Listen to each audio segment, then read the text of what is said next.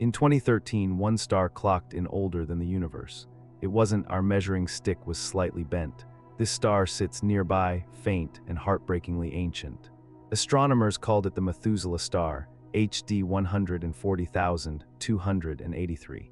The claim came from an age of about 14.5 billion years. The universe itself is about 13.8 billion years old, so how can a child be older than its parent? The quick answer is simple and humbling. Small errors in distance and chemistry stretch the clock. Fix those and the paradox melts into consistency. Here's how we untangled it. High above the Milky Way's bright disk, a lone star drifts. Astronomers cataloged it as HD 140,283, nicknamed the Methuselah star. A metal-poor subgiant sounds cryptic, so here's the plain meaning.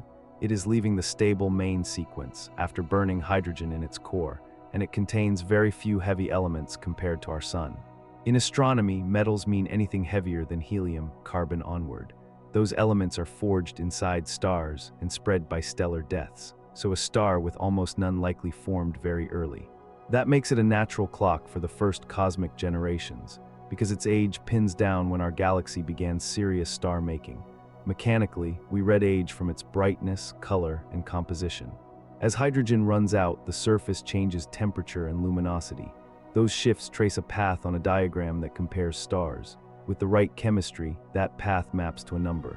This particular star is about 190 light-years from Earth.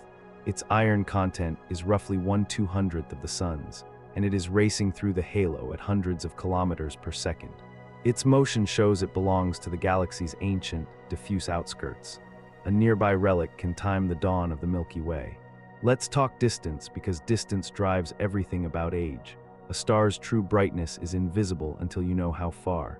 Parallax gives that distance by measuring a tiny yearly wobble. Imagine holding your thumb out and blinking one eye. Telescopes do that with Earth's orbit, 6 months apart. For HD 140,283, Hubble's fine guidance sensors measured a sharp parallax. The shift was about 17 milliarcseconds, with tiny formal errors. That pegged the distance near 58 parsecs, or roughly 190 light-years. Plugging that into models turned brightness into age. The answer landed near 14.5 billion years, give or take. Tiny test, add a hair more distance and the age drops. Chemistry also pushes the needle, especially oxygen and helium. Astronomers fold distance and chemistry into tracks called isochrons. Slight tweaks to opacities or mixing change the subgiant's timing. The early result looked impossible, yet only by the uncertainties. When you include realistic systematics, the clock slides downward. Example in real terms, shift parallax by 0.3 milliarcseconds. The age can change by about 1 billion years. Precision in distance translates directly into believable cosmic ages. Inside a low-mass star, layers act like slow, breathing shells. Hydrogen fuses in the core, while heat moves by convection. Over billions of years, heavy elements settle deeper by diffusion. That quiet sinking hides metals from the surface we can measure. Here's the snag in one clean line. If the surface looks too pristine, models think the star is older. That mistake grows when oxygen is underestimated by small amounts. Why should anyone care about oxygen versus iron specifically? Oxygen changes how opaque the gas is and how energy escapes. That shifts temperatures at the subgiant stage, nudging the clock. Common mistake is to trust surface abundances as untouched truth. Mechanically, modelers add diffusion and turbulent mixing to compensate. They also tweak the mixing length that sets convection strength. Those choices slide the isochrons across the diagram by design. Example in real terms, raise oxygen by 0.2 dex. The age can drop by roughly 1 billion years. Or account for diffusion and you shave off another chunk. In one reanalysis, both effects lowered ages by roughly 1.5 billion years.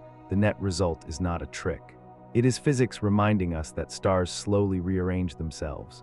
Bottom line, surface chemistry is not the whole story. Now anchor the other side of the timeline, the universe itself. Cosmologists date it using the cosmic microwave background's faint afterglow. That light is the cooling echo of the hot, early universe. Quick mental image, a baby photo of the cosmos at 380,000 years. Tiny temperature ripples map how matter clumped and how fast space expanded. Fit those ripples with physics and you get key numbers. One is the Hubble constant, which sets the expansion rate. Another is the matter content, normal and dark together. Put them into an expansion history and integrate backward in time. That yields an age of 13.8 billion years, with tiny error bars. Planck's uncertainty is about 0.02 billion years, astonishingly precise. This is our gold standard, checked by other probes like baryon oscillations.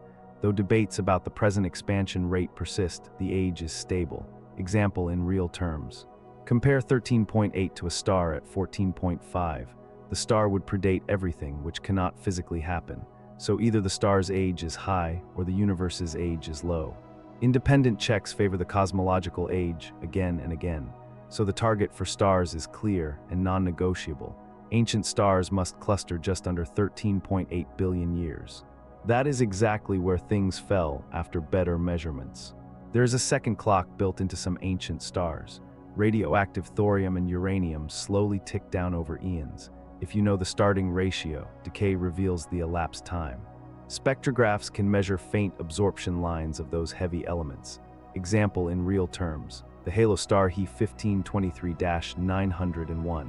Its thorium and uranium suggest an age near 13.2 billion years. Another star, CS 31082-1, lands in a similar range. These clocks carry bigger uncertainties than parallax-based ages. The starting ratio depends on which supernova seeded the gas, and each element forms in rare, violent R-process factories. But the important pattern repeats across many halo fossils. You find values between 12 and 13.5 billion years. Nothing demands an age older than the universe once errors are honest. Tiny tests nudge the thorium line strength by 10%. The derived age can move by more than a billion years. Combine that with oxygen uncertainties, and clocks can disagree. When multiple methods converge, confidence grows and outliers shrink. For HD 140,283, the radioactive route is challenging but informative. Its spectra are clean, yet many key lines are too weak, so the picture is consistent and quietly reassuring.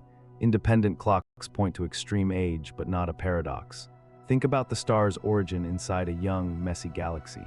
The first stars were massive, short-lived, and metal-free. They exploded as supernovae, scattering freshly minted elements into space. Those blasts left expanding shells and knots of turbulent debris. In one of those shells, gas cooled, fragmented, and formed HD 140,283.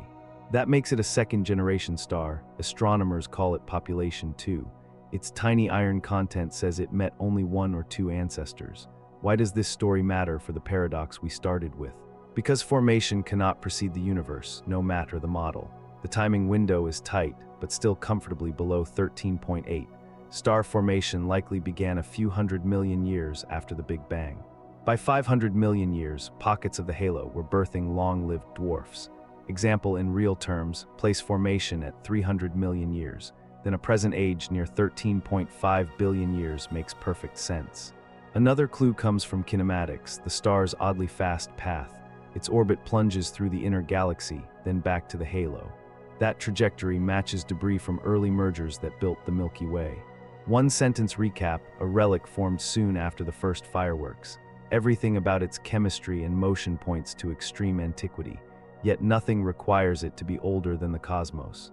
So where did the older than everything headline actually break? It came from stacking crisp numbers while missing quiet systematics. Distance sat a touch low, and oxygen sat a touch low. Those two levers lengthened the clock by more than a billion years. Enter Gaia's parallax revolution, with exquisitely stable astrometry. New distances for nearby stars tightened isochrons across the board. For HD 140,283, Gaia shifted the distance slightly, but importantly. Updated analyses also corrected for diffusion and remeasured oxygen carefully. Put together, the age moved down into a safe, ancient lane. Several teams now land around 12.5 to 13 billion years. Uncertainties run about plus or minus 0.5 to 0.8 billion. That still makes it one of the oldest known stars nearby, and the universe keeps its 13.8 billion year crown unthreatened. Rule of thumb, any single knob rarely moves age alone. Real answers come from stacking better distances and better chemistry. The headline was dramatic, but the resolution is better science. It shows how progress trims paradoxes without rewriting the cosmos. Net result, the mystery shrank to a lesson about precision. Our clocks agree within errors, which is exactly what you want. The takeaway is calm certainty, not cosmic upheaval today. A decade ago, one star looked older than the universe. The real story is cleaner and more satisfying. Better distances and better chemistry put it back in bounds. We still get a relic from the dawn sitting next door. And we keep a universe that does not break its own math. That's a win for patience and for careful cross-checks. If curious, I can dig into Gaia quirks or oxygen lines next, or we can meet other fossils hiding in the halo. If this gave you clarity, join me for the next one. Thanks for watching and keep looking up.